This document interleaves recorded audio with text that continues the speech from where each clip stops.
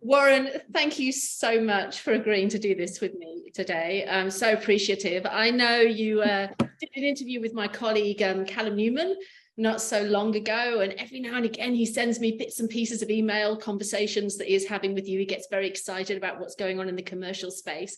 But I also, from my subscribers, I get heaps of emails all the time about commercial real estate, because let's face it, most of the concentration in the media is on residential real estate. We don't hear a lot about what's going on in the commercial environment, at least not, it doesn't get analysed in the average Australian household as much as residential gets analysed. People aren't standing around the barbecue talking about what's going on in industrial real estate. They're wondering what their neighbour's house is doing next door. So before we get into anything at all, I want you to give me some background as to how you got into property in the first place, because I heard a little bit of your journey in a different interview. You were saying that you started at LJ Hooker, which actually is I have a history with LJ Hooker. I did work for them for a period of time, so I'm interested. Like, how did you get into property? Well, Catherine, about most people, certainly up till recent times, just about everyone in real estate had been at LJ Hooker at one time or another, because they were the largest real estate company in Australia, not only in agency, but also they were the largest property developer. Up here in Brisbane, you've got Pacific Fair, you've got Garden City, you've got Centenary, the largest shopping centres. You know, Centenary was the largest residential subdivision in the Southern Hemisphere. That was LJ Hooker. So, yes, a lot of people in real estate had been LJ Hooker for some time. But I had a cab, and I actually picked up someone at Expo House, because LJ Hooker were one of the major sponsors, and he gave me his card and thought I knew a bit about property, but I just read a lot, and I've got a very good memory for detail, and he said, if you ever want to get into real estate, give me a call, which I did, and here I am. So it shows if an uneducated person like me can make money, how easy is it? Yeah, I always say to people, because obviously I'm not originally from Australia, I came over here from England, but the way to make money in Australia, or, you know, one of the easiest ways to sort of get into the money-making industry is really through real estate. You know, we are a country that exists on our real estate market, exists on our mining market. It's got a lot to do with the land, and obviously that is what I'm writing about all the time, which is the land cycle. But I also heard that when you got into setting up your property fund, wasn't that like the peak or something of the cycle? What happened in 1988? Why is that in my head? What were you doing on that day? Well, that was Expo year, so up here in Brisbane. So I just started in property 21st of September 1988. That was just Expo year. I don't think there was anything else special about it. But we'd had the stock market crash in 87. Property market started to really get some legs. LJ Hooker around that time was taken over by George Herskew, and he proceeded to destroy the company over the next few years. And it was and a lot of good people left LJ Hooker, and it was very difficult. And Suncorp came in and bought it, and anyway, it went on and on and on. So, but there was a few boom years in property, but then from the early 90s, property was in the doldrums for about a decade. Yeah, people think the GFC was difficult in property. Well, it was actually relatively short-lived. For some people, it might have been, but overall, it was relatively short-lived. Where in the 90s was almost a lost decade in commercial property. I saw shopping centres sell at 20% yields. Yeah. I saw quite large shopping centres like Luckridge City and Stafford City sell at 16% yields, and the fellow who bought it borrowed 100% at 6%. So it was. You had to prove to the banks then that you didn't need the money. If you could prove you didn't need the money, then they'd lend it to you. So it was difficult times, but most people can make money in a boom market, Catherine. Yeah. The trick is, can you make money in a flat market or a down market? And that's where the skill comes in. And there's not a lot of people can do that. And you see it every boom time. The experts get in and they tell you what you should do and how it's different this time. And, it's like with the industrial yields that were in the 3% and low 4s, and it just was ridiculous. And anyone who thought that could last They've got what they deserved, and they're suffering, and there's plenty more suffering to come. But it's it happens all the time. One thing that people talking about becoming a success, and doesn't matter whether it's property or sport, hard work will beat talent when talent doesn't work hard. You've got to work hard at anything to become a success.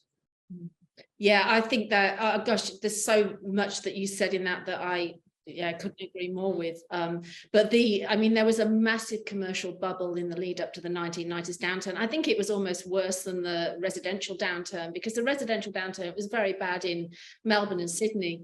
It wasn't so bad elsewhere. But yeah, the commercial market was just smashed at that time. And I think that there were also strikes, I think, in Melbourne, which were affecting the CBD. I know that the stories, I wasn't in Australia in the 90s, but I know that there was stories from people that I've spoken to that were working in that time that were just saying that you just couldn't, there were apartment blocks that were for sale, you just couldn't sell them. There was, the cafes were all shut, the city was evacuated, and of course we know that cycle didn't really pick up again, or prices didn't start to rise again until about 1995 to 1997 before we really kind of went into the 2000s boom. But you're so right. I mean, it's what we say. We had that joke a minute ago about making money in real estate. Just get into real estate, you can make money, but it, like you say, it's very easy when everyone's buying and everyone's selling, and the market's really going. Yeah, you do have to work hard in those times when no one's buying. But you must have learned some valuable lessons in terms of really reading the commercial space over that period. Did you feel like that was kind of where the roots of you understanding what was going on the ground, and what investors wanted to buy, and the kind of trends? What were the things that you picked up in that environment that you feel have held you in good stead for where you are right now? I think it's like any sort of investing, Catherine. There's another great Warren Buffett, and one of his sayings is you've got to be fearful when others are greedy, and greedy when others are fearful, and that goes for the stock market or property. Most people want to buy a property and then go to the barbecue on the weekend or the races, and everyone say, "Gee, you're smart buying that. Gee, you're intelligent," and that's what they want. Where if you buy something in a downturn, they'll all tell you how bad the market is. Everyone's losing money. Well, the people who are losing money are the ones who paid too much for it. So if you're going to be making money in any particular area, you've got to be prepared for the criticism, that you're stupid, you don't know what you're doing, you're buying at the wrong time. And if you get enough of that, you know you're doing the right thing. So you've got to be prepared for the criticism. And I am. And we bought that many properties that people have told us we paid too much, we'll never get our money back. Yep. And it just, you listen to quality people.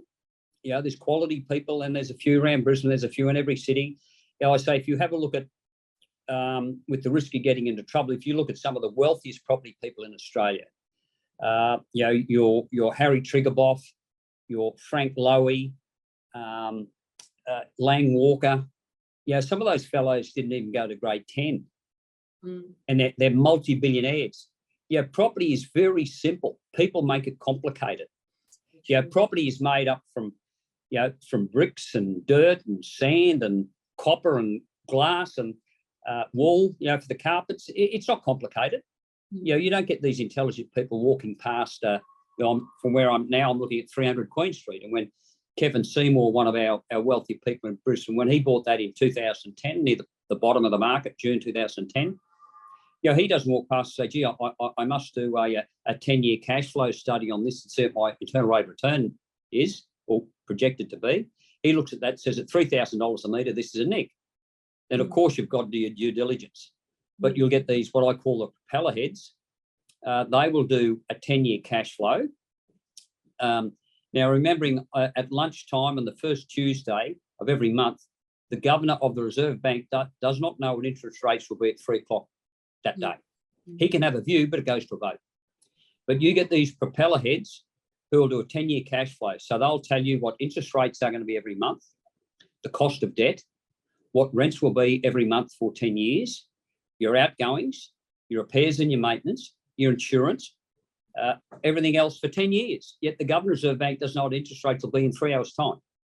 Well, they're propeller heads. They'll show and say, here, we're going to make an internal rate of return of 10% over 10 years. Did they know that Russia was going to invade Ukraine? Did they know SVB, the bank in Silicon Valley, did they know that was going to go broke?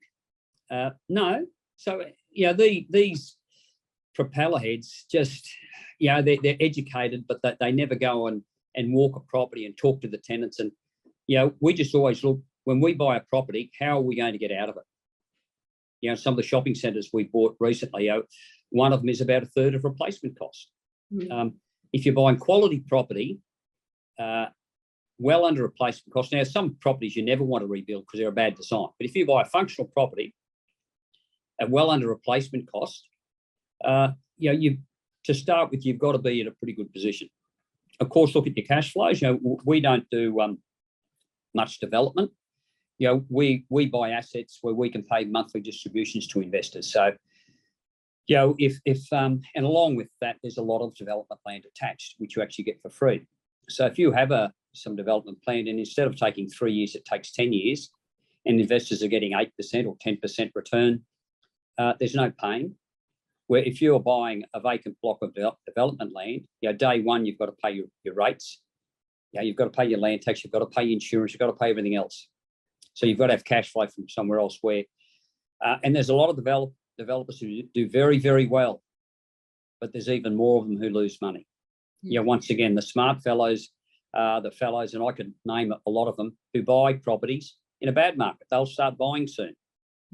The others are the ones who get mezz finance and use other people's money at the top of the market. And then when the market comes off, they blame the banks, they blame everyone for not giving them more money when it's just their fault. So property is pretty simple. Well, you say it's pretty simple. It's funny listening to that, because obviously I work in the residential space more so than the commercial space. I don't do many of those acquisitions for my clients, but yeah, I mean, it is simple, but you can lose a lot of money through property and through making the wrong investments. And you had some of the things that you said within that last, conversation that we're having, obviously timing the market. I mean, I remember in 2018 when there was all the fears over the Royal Commission into the banking sector, and nobody wanted to buy. No one knew what was going to happen in the next election, and there was this kind of stagnation in the market. And I was saying to clients that were coming to me, it's a good time to buy, because there was no real reason for there to be stagnation in the market. I mean, rates were being hiked at that point. There was nothing that was particularly going on that was going to affect property, and it had to take off after that point. But you can't get anyone to budge during those periods of time. There's only a few buyers that really take advantage of that. So you're very wise to make that observation. So part of this getting property right is the timing of it, buying at the right time, but also very interesting what you're saying about buying under replacement costs, particularly in a rising inflationary environment when the cost of building materials are going up and developers are going bust. Obviously that makes established property more valuable. So that's formed part of the strategy that you're looking at the moment. You must be looking at property and thinking, okay, inflation is going up. I know rates went on hold yesterday. We can have a chat about that in a minute, but you must be thinking, it's a good hedge against inflation. Is that kind of what you're saying to your investors?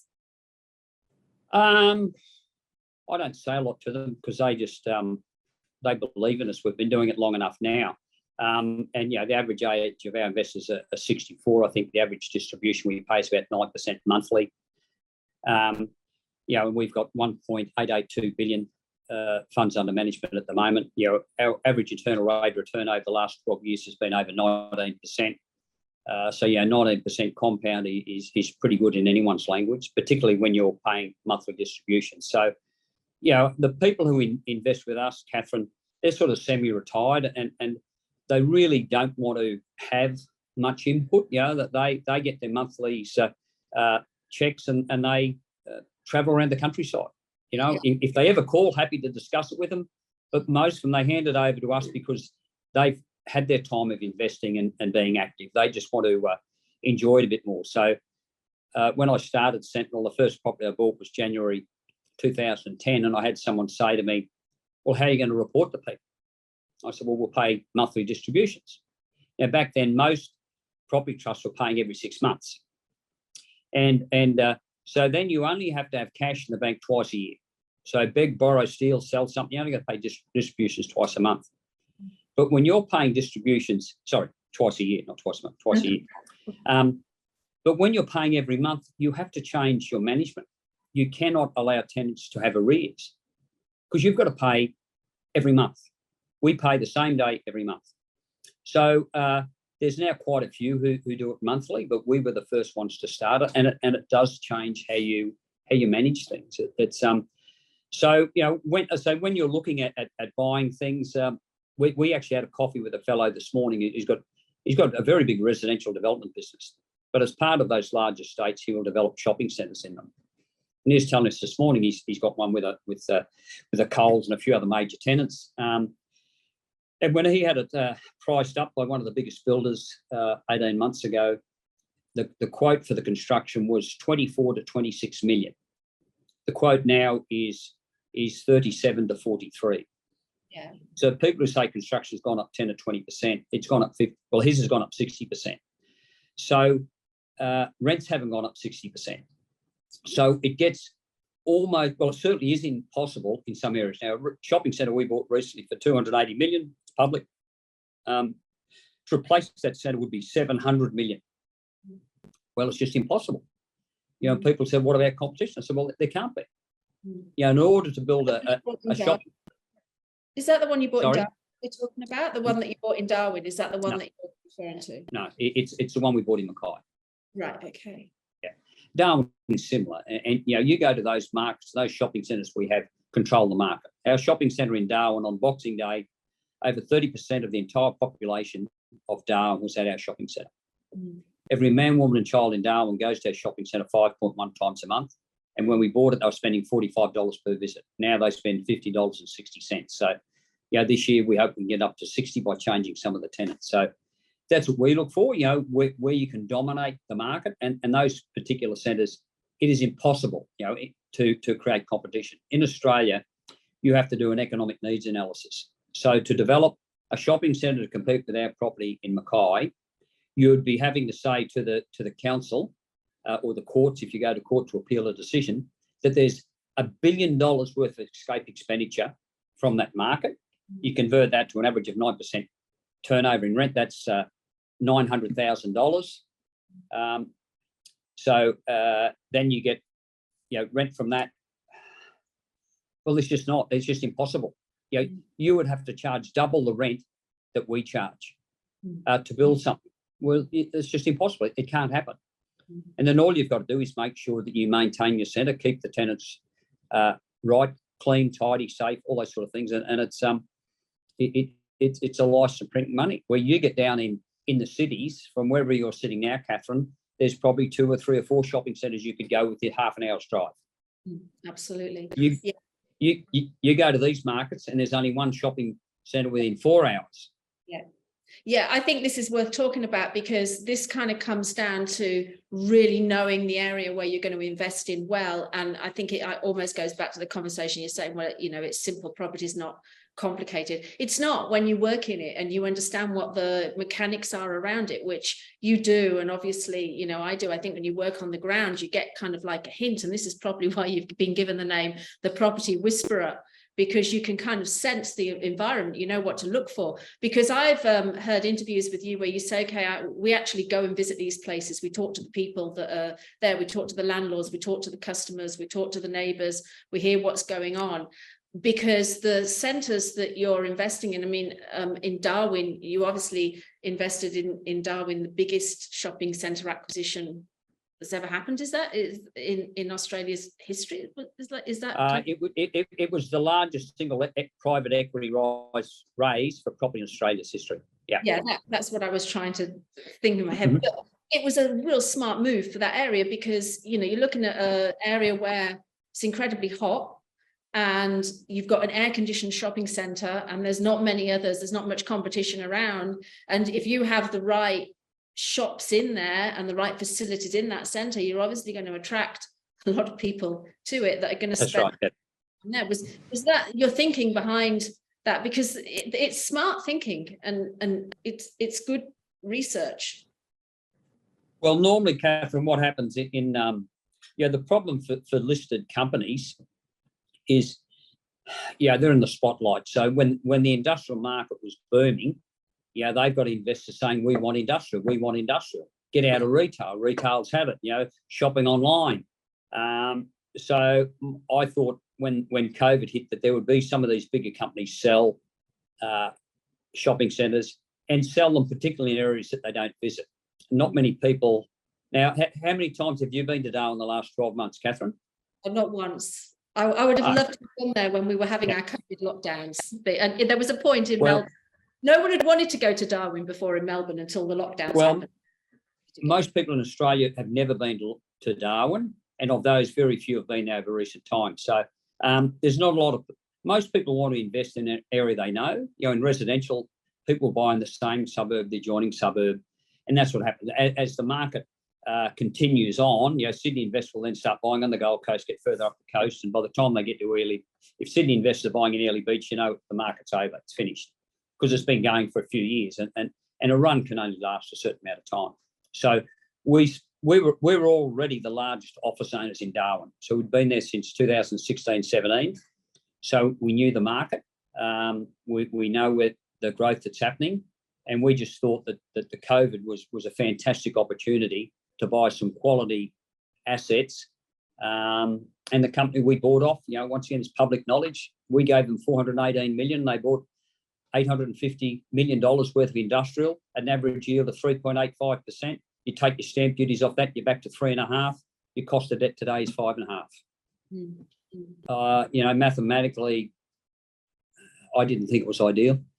So we were happy to buy at 7.5% and let others buy their things at 3.5%. Yeah. And ours has got upside.